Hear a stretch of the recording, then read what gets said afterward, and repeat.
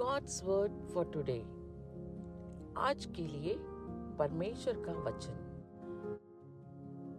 We love him because he first loved us. 1 John 4:19. हम इसलिए प्रेम करते हैं कि पहले उसने हमसे प्रेम किया। पहले యోహన్నా 4:19।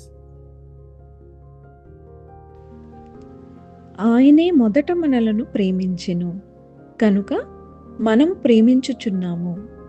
మొదటి యోహాను 4:19. அவர் முந்தி நம்மிடத்தில் அன்பு கூர்ந்தபடியால் நாமும் அவரிடத்தில் அன்பு கூறுகிறோம்.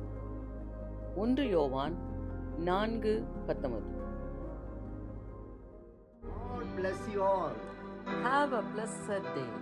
Amen. Amen.